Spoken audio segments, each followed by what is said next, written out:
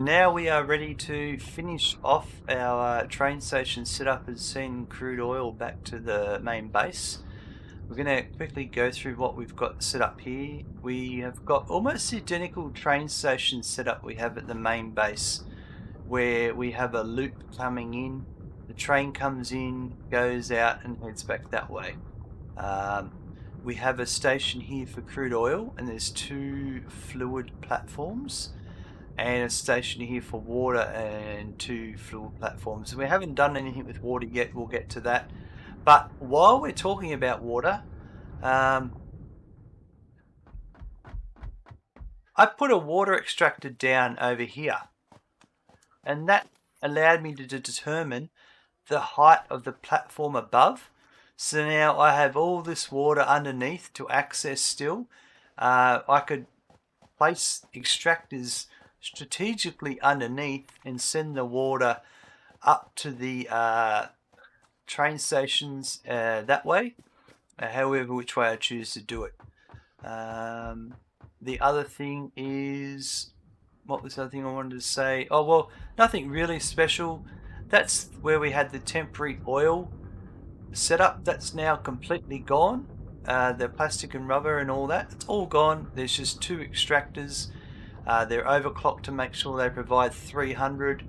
Two lines come down into here, and there's another two over here, overclocked to make sure 300 comes in, and they feed into here. Pretty straightforward stuff. So the last step is to configure the train timetable. So we're going to come into here. Our train station's already named. We go to our timetable. Here's the locomotive. I'm going to call this a very strategic name. Crude Oil Express number 1. Just because. And now all I have to do is go add. And I select my first stop is going to be the input crude oil, because we're inputting crude oil into the train, and then we add another stop, and you can see the water stations are here as well. That's because they are on the same train track. So everything that will be every train station is connected on this train track will appear in this list, and so the output crude oil is the other location. And then we're done. We just switch autopilot on, close this, and here is our train. It will come in, and we'll go up and have a look from our surveillance platform up here.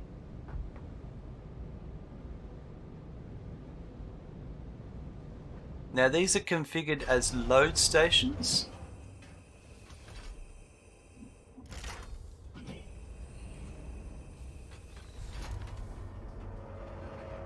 And these are fluid containers that will get put on the freight cars. Oh, they line up nicely.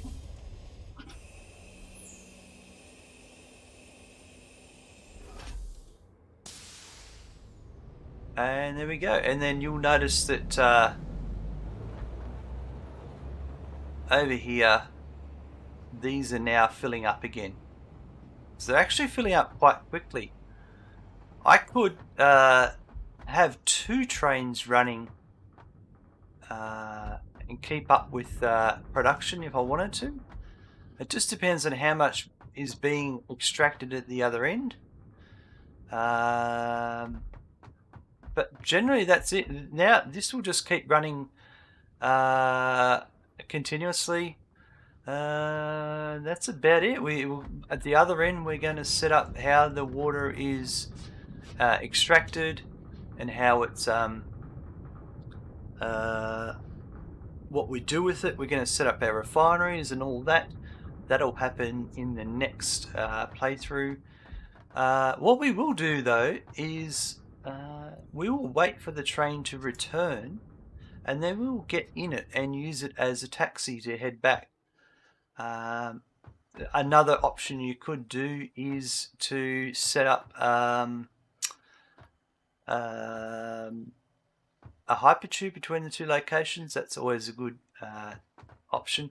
And another thing to do is I like to leave stuff behind that I don't really need.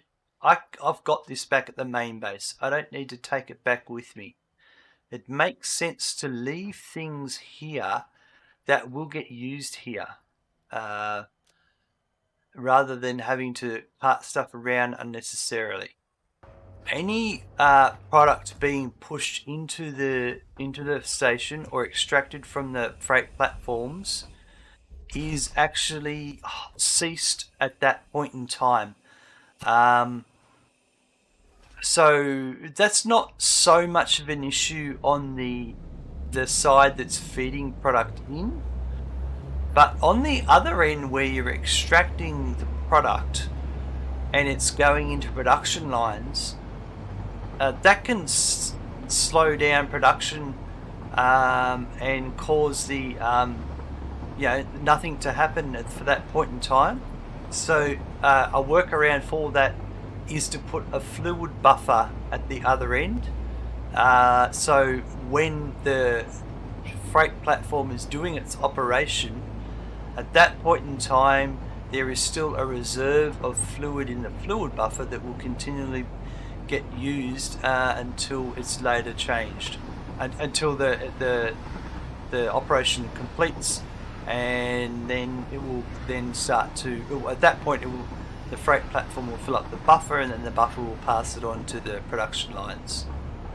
So this is the lovely train journey we've created today. Now we have crude oil being delivered, and we will probably bring water along this at some point too. But I just wanted to get a nice looking train set up here. I'm using the landscape.